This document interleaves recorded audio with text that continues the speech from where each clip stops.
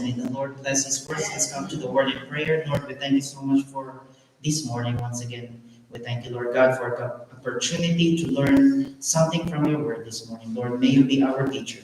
May you be the one who will teach each and everyone's heart, deliver unto us the lesson, the message that you want us to learn this morning. We thank you, Lord, for this time. This we pray in Jesus' name. Amen. Amen. We now be seated. First Corinthians chapter 6.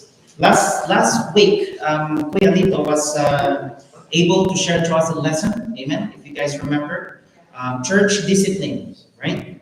So how the church in Corinthian were involved in this sexual immorality, and here's Paul blasting them out. Amen. So now we're in First Corinthians chapter number 6, and still there's some still issue in the church of Corinthians. Amen. So if I'm going to divide this chapter, I'm going to say the first 8, verse 1 to verse 8, this will be pertaining our testimony as a church. Amen. And then verse 9 to 20, this will pertain to our individual testimony. Yes, sir. Reference. 1 Corinthians chapter 6. Yes. Am I loud enough, guys, or do we need to? Yeah. Perfect. Okay, so let's begin. Before I begin, let me tell you this quote that I saw from Billy Graham. He said that we are the Bibles the world is reading. We are the creeds the world is needing. The world is needing, we are the sermons the world is heeding. Let me read that again. We are the Bibles the world is reading. We are the creeds the world is needing. And we are the sermons the world is heeding. In short, our life, either as a group, church, or individually, people are looking at us. Amen? So let's begin. Chapter 6, verse 1. There any of you having a matter against another, go to law before the unjust and not before the saints. So what was going on here? So the people in Corinthian church are so overemphasizing on their personal rights. So much so that the Corinthians were taking each other to court before the unbelievers. Amen. Now Paul seems to have been talking about civil court cases, okay, not criminal courts. And we know that because Paul himself is Paul himself said, "I will appeal unto Caesar." So even Paul himself used the court system, but in criminal cases, right? But here, Paul seems to have talking about civil court. So, brethren inside the church, there's a legal dispute, civil legal dispute, and they bring each other to the court system. And Paul warns them against this practice of suing fellow Christians in secular courts. Amen. What Paul is saying is that feuding believers should use every means at their disposal to settle their legal difficulties and not drag each other before pagan courts. So instead of, brother A has a problem with brother B, instead of them talking to each other, trying to fix their legal disputes or problem, misunderstanding, no, they go ahead and see the courts, civil courts. Amen. So Paul is like, why are you guys doing that? So Paul said, well, do you not know, that's in verse 2, do you not know that the saints shall judge the world? Here are the reasons why, simple disputes should be settled inside the church. Number 1, we will judge the world and therefore are qualified to judge small matters between the homes. Yeah. Amen. One day we will be coming, God, Jesus Christ will be coming with the saints, right? That's in His word. And we will be judged. That's in His word. That the saints shall judge the world. And if the world shall be judged by you, are ye unworthy to judge the smallest matters? Amen? And then second reason why we don't have to bring all these things outside of our church walls, if there's any problem, is that in verse number 3, know ye not that we shall judge angels? How much more things that pertain to this life? When I read this verse, I'm like, am I on the right translation of my Bible? Yes, it's King James. And it says, know ye not that we shall judge angels?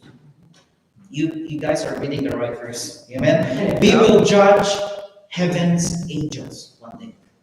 Amen. And so, if that's the case, how much more worthy are we to judge earthly matters among another?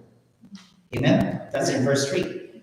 And then another reason in verse 4, if then ye have judgment of things pertaining to this life, set them to judge who are least esteemed in the church. What Paul is saying here is even the least qualified believer, okay? Even the least qualified believer, I don't want to say names, but someone here maybe consider himself as least qualified believer, but as long as that person immerse himself in the Word of God and is filled with His Spirit, you know what? That is more competent than going out to the best trained and experienced unbeliever lawyers or, solicitor generals and all that. Yeah. Amen? Amen? And then we will see here in verse 5 and 6, I speak to your shame. Is it so that there is not a wise man among you, no, not one that shall be able to judge between his brethren, but brother goeth to law with brother, and that before the unbelievers. Paul is saying here, you know what? If you guys are doing that, you have dispute, and you go before the pagan courts, you know what? You're bringing shame. You're bringing shame to the testimony of the church, testimony of Christ, and then the testimony of the Word of God. How can we reach out to the people outside if we among ourselves are not united? No. Amen? When people steps at the door of our church, they came in, opened the door, what do you think will be their first impression to us? Will they see that we are united? Will they feel the warm welcome? Or will they sense, oh, these people are not united because they're not even talking among themselves? Amen. I mean, we are just few right now, so why not promote this unity within ourselves? Amen. Funny thing is, in the previous chapters that I was teaching to you guys, it's more on unity in the church. And now here again, unity in the church. So I'm like, Lord, what? You have a message here. Amen. If the Lord brings to us message after message of the same, even in the Word of God, if there's the word that is the same or phrase that is the same, one thing that is important, meaning we have to pay attention. Yeah. Because God wants to emphasize something. Yeah. Amen? Yeah. So, disputes are caused by greed. Do we agree with that one? Yes. Disputes are caused by greed. Disputes are caused by revenge. Because we want to revenge someone. And finally, disputes cause more bitterness when fought out. So my encouragement to you, my brethren, is if there's any disputes, I mean, again, we're only just little, but if there's any misunderstanding, which is normal inside the church, right? Misunderstanding inside the church. Why? Because we come from different backgrounds. We come from different values. We live. Even family members have misunderstanding inside the family. How much more us, who is coming from different parts of the world, one from the Philippines, from US, from Romania, bringing all together in one place. Misunderstanding is common. Hopefully, legal dispute is controlled, but if there's any misunderstanding, we have to settle it among ourselves. That's what Paul is saying to the Corinthian church. Amen? Amen. Paul is simply saying this: there should be a constant unity and peace among God's people because we portray to the world the kind of Father that we serve, and that is, He is the God of peace and He is the God of love. Yeah. Amen? 1 John 4, 7 and 8. Beloved, when you read the word beloved, meaning the letter, the writer is writing that to the believers, to the saved. Amen? 1 John 4, verse 7 to 8, the Bible said, Beloved, let us love one another. Yeah. For God is of love, and everyone that loveth is born of God and knoweth God. He that loveth not, knoweth not God. I very much love that verse because when we were still young, I was part of that concert with a bunch of kids, and we were singing verses, and this is one of the verses that we sang before, and apparently it sticks into my mind. Amen. Beloved, let us love one another, for God is of love, and everyone that loveth is born of God and knoweth God. He that loveth not, knoweth not For God is love. Amen. So where could it be the best place that this love can be felt? Hopefully inside our congregation. Amen. So that we can be a best testimony when we go and reach out to the people outside. Amen. So that's the first one. Testimony as a church. How is our testimony as a church this morning, my brethren? Amen. Second one, verses 9 to 20. Our testimony as an individual.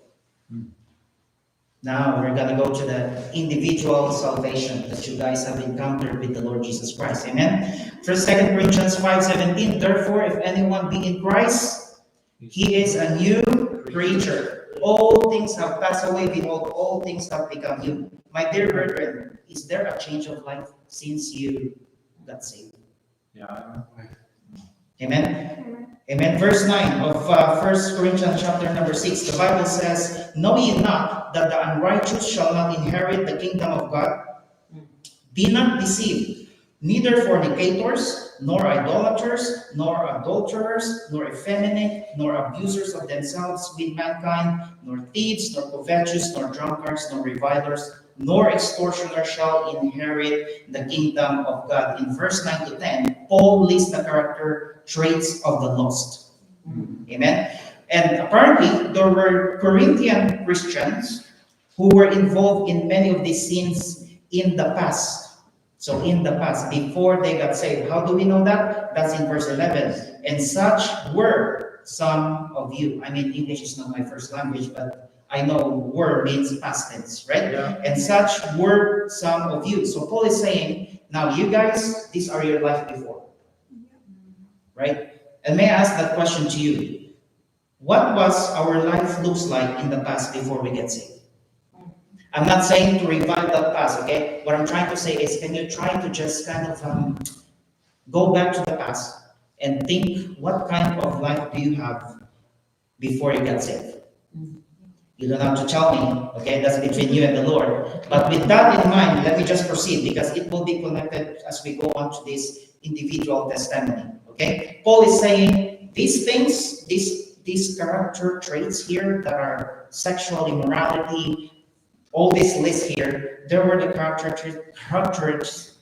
traits of them when they were lost. But now, the verse number 11, second part of verse number 11, but ye are washed. And then there's another one, but ye are sanctified. And there's another one, but ye are justified in the name of the Lord Jesus and by the Spirit of our God. Again, word but is repeated, and what does it mean? We need to pay attention, right?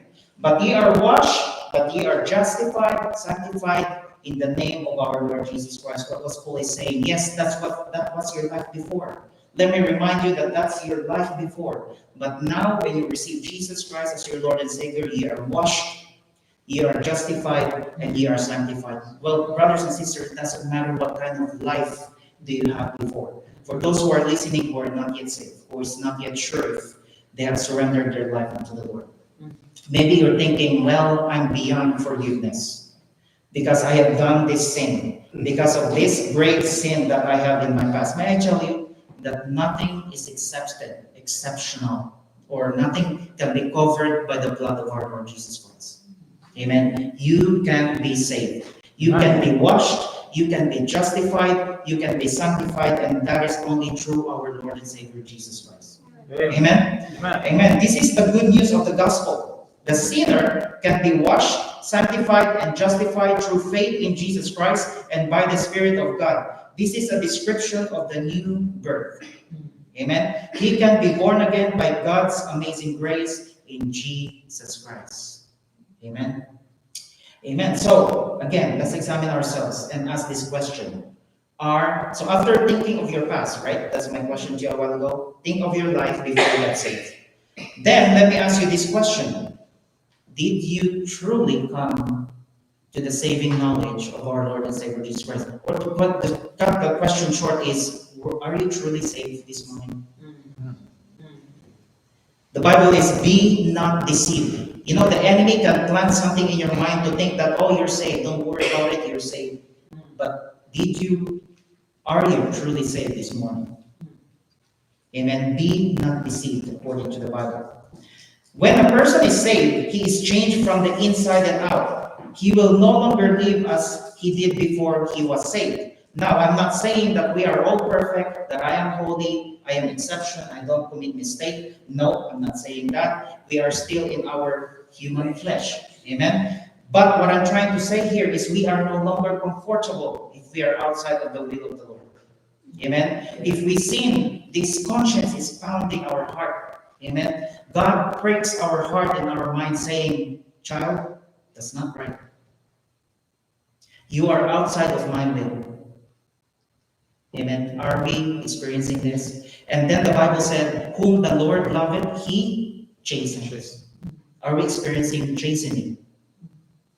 I mean, don't ask me about my son because every day there's chastening that is going on there. My wife is like, oh, come on, Dad, just give him the chance. I'm like, chance? Not on my watch. I mean, yes, I'm giving him a chance. But what I'm trying to say here is, if you love God, because God loves us, he chastens us. Yeah. If you stay in your sin, outside of the will of the Lord, okay, you should not feel comfortable if you are truly saved. Amen. Your conscience should be smiting you. Amen. God should be pricking your heart. And there's chastening that is happening. If none of those things is happening in your life, better ask yourself, am I truly saved? Amen. Yeah. Amen. Let's proceed. So the answer would be only two questions for me. So Brother Prosper, yes, I am truly saved. Without any doubt. If that's your answer to me this morning, praise the Lord. Amen. I thank God and I rejoice with you. But if your answer is, Brother Prosper, I think I need to revisit and make sure that I am truly saved. My advice will be yes, do that before it's too late. Yeah. Amen. Because we don't know the time and the hour and the place when it's time's up, it's time's up, right? Or whenever the Lord comes, then it's time's up. Amen. Now, if you're that person who says, yes, Brother Prosper, I am truly saved, then let's proceed. Verse number 12. Let's proceed and see these traps. The enemy, because now that you're sure that you're saved, the enemy will do in all its power so that you can lose the joy of your salvation. I'm not saying you will lose your salvation. You can lose the joy of your salvation, your victory in living a Christian life. Yeah. Amen. How can he do that? Be careful of these traps. Number one trap in verse number 12, this motto or saying, verse number 12, all things are lawful unto me. Apparently, this motto or saying in the Corinthian church is very much prevalent. They're saying all things are lawful unto me. Okay, what does that mean, Brother Prosper? The Corinthians were apparently twisting the grace of God and the security of the believer into a license to sin and to justify their sin. That's right. Yeah. They're saying, okay, Brother Prosper, because we're saved, nothing can get us out from the hands of the Lord. You know, we are saved. This blessed assurance is with us. Then I can do whatever I want. All things are lawful unto me. Is that right? To some extent only, but it should be anchored in the principle of the Word of God. Amen. It shouldn't be the case. That statement, while true insofar as it goes, must be balanced with the whole truth of God's Word. Paul makes it clear that just because no sin will send a believer to hell, this does not mean that sin is good and that there is no price to pay. So what Paul answered to that one, all things are lawful unto me, he said, but all things are not expedient. All things are not expedient. Meaning, you know, if you commit mistake, if you did something wrong, you're not above the law. Amen. You're not going to say, okay, I'm a Christian, Brother Prosper, so I'm going to drive 140 kilometers per hour along the Deerfoot Trail. And if the police saw you, or if the camera caught you, you better make sure that you will receive a ticket. Yeah. Amen. Meaning you're not above the law. Amen. But all things are not expedient. That's what Paul is saying. If you committed a mistake, even though you're a Christian, the consequence is still there. Yeah. Yeah. Amen. The consequence is still there. What else? All things, still in verse 12, all things are lawful for me, but I will not be brought under the power of any. We should not twist our freedom from the law into a freedom to sin, because sin never brings freedom. Do you know that? Yeah. Sin never will bring you freedom. Christians are never to be controlled or by or addicted to any desire.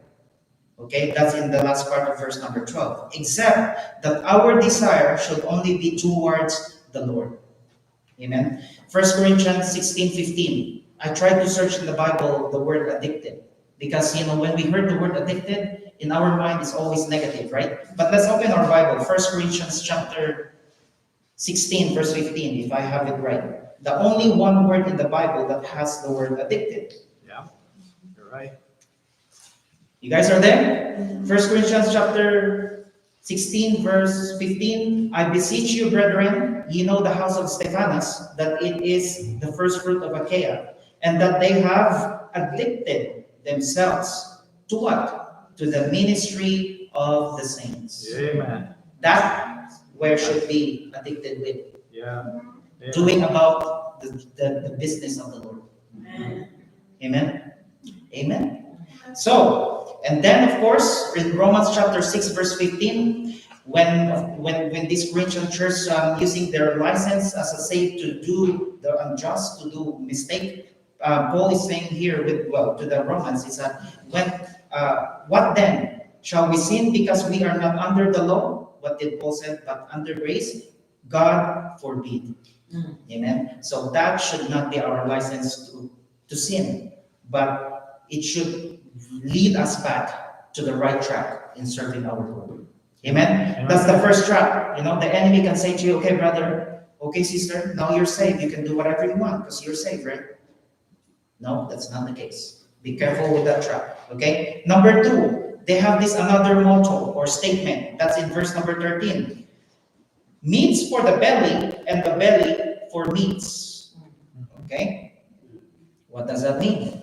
By this, they reason that since hunger is a natural desire that should be satisfied, even so that their every sexual desire is natural and should also be satisfied. Because if we will continue reading verse number 13, meats for the belly and the belly for the meats, but God shall destroy both it and them. Now the body is not for fornication, but for the Lord, and the Lord for the body.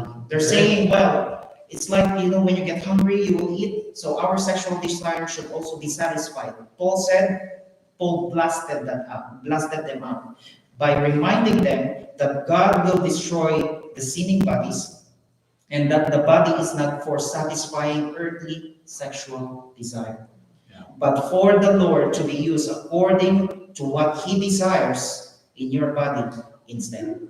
Yeah, amen. Amen. Are we ready for that? Are we ready to say, Lord, use me? I mean, use me figuratively, literally. Here is my body. I surrender it all to you.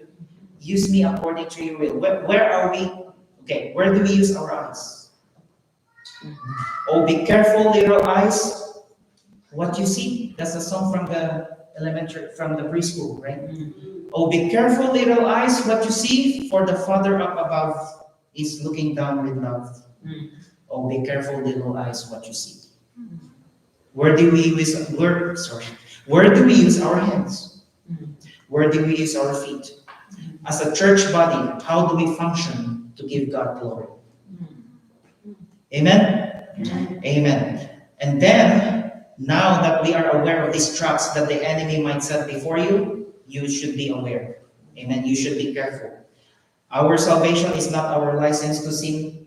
Amen. And our desire, our addiction should be in the Lord, for the Lord, doing His service.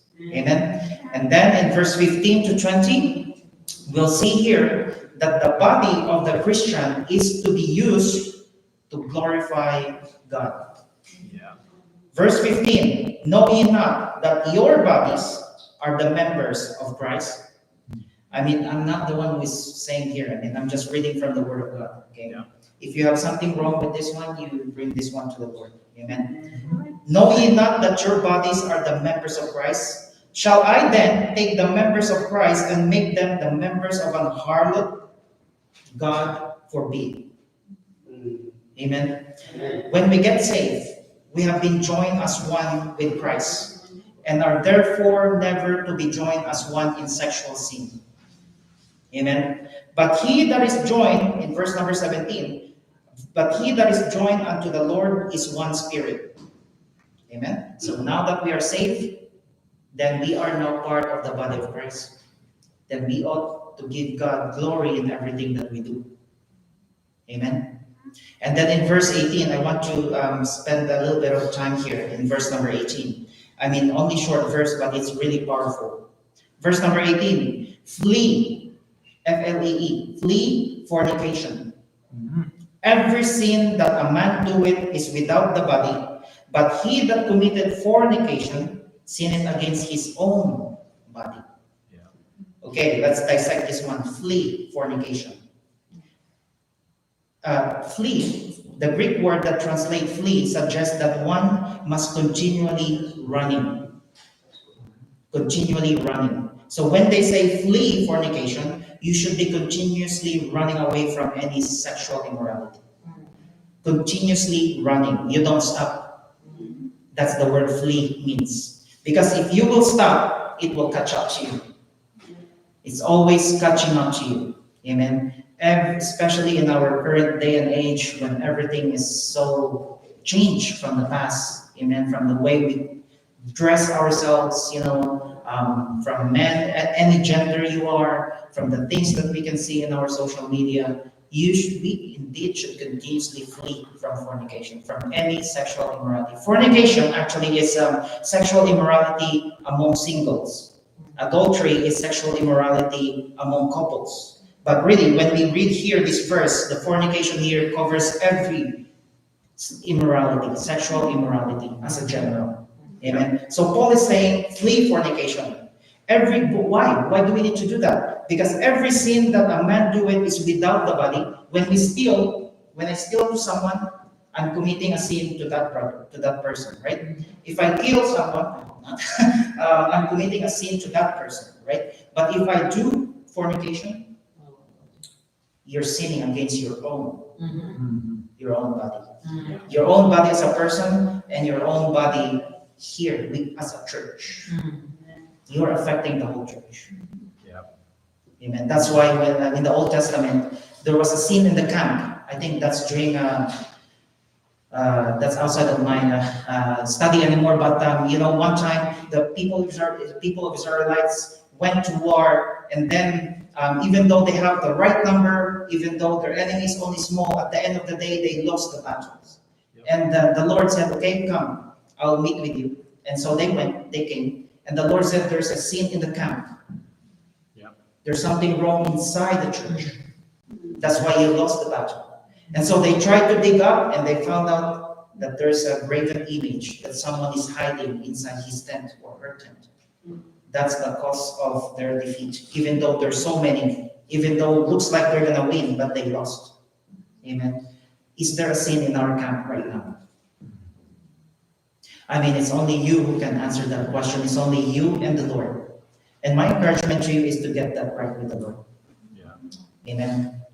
Amen. And I'm saying we're not perfect. We're not holy. Each of us will still commit mistake. But hopefully we're not comfortable in our sin. We need to get out there and go back to the right track. Amen. Serving the Lord. Amen. And then in verse 19 and 20, the Bible said, "What? Know ye not that your body is the temple of the Holy Ghost, which is in you, which ye have of God, and ye are not your own? For ye are bought with a price. Therefore, glorify," if you can underline that word or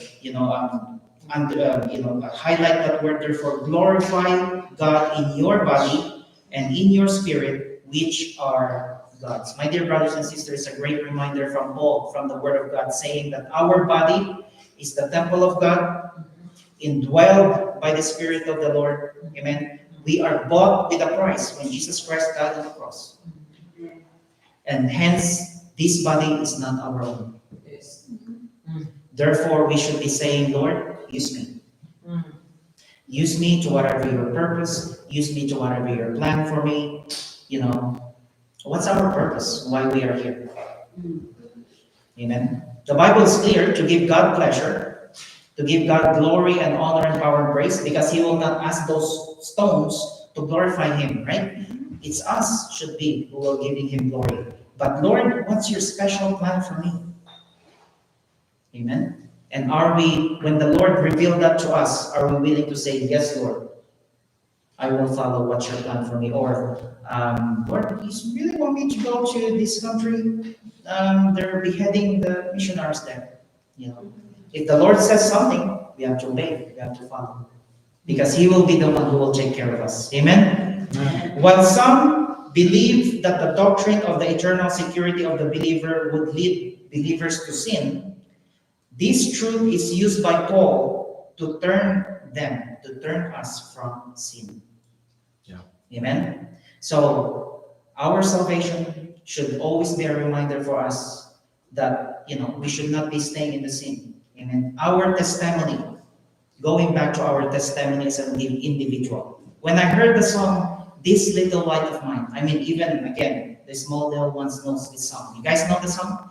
This Little Light of Mine? I believe this light that is saying here is none other than our testimony. This little light of mine, I'm gonna let it shine. Hide it under bushel? No. Meaning your testimony should be shining. Don't let Satan blow it out. Let it shine, let it shine, let it shine. Our testimony. How is our testimony as a church, my dear brethren? Yeah. When we say we are brothers and sisters in Christ, how does that impact you? How do you apply that within our congregation? You are my brother, you are my sister in Christ. Are we truly living up to that word, to those phrases, to those words? Amen.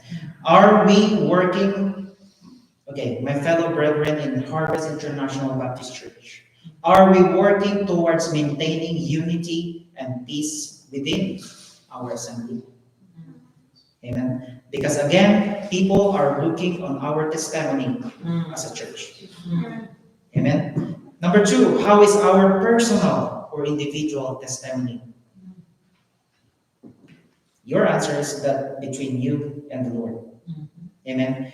And again, a great reminder that the enemy will do everything that he can to destroy those personal, those light, those testimony that you have, so that you can lose this joy of salvation. You can get it back, right? By repenting and asking God for forgiveness. Amen. And but again, be careful because the enemy can destroy it. Amen. Are we using every single part of this God-given body and talent to glorify Him? You say, Brother Prosper, I'm not a good singer. What do you think of me? I'm not a good singer. I can't even imagine myself standing here and leading the songs to you guys. It shivers me when I try to, imagine these things. But hey, the Lord said, go here, do this at this time for me.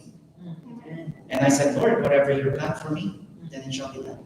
Amen. Are we surrendering to the will of the Lord in our life? Amen. Remember that we are the temple of God, indwelled by the Spirit, bought with a price, hence we are not our own. Amen? And we ought to work, so my encouragement to you now this morning, before I finish, is we ought to work towards protecting our testimony as a church and our testimony as an individual. Amen. So Paul is saying to the Corinthian church, be careful with your testimony as a church. You need to protect it. We need to take care of it. And then you have your testimony as an individual. Protect it. Take care of it. Amen. Because again, the only Bible that this world might be able to see is you.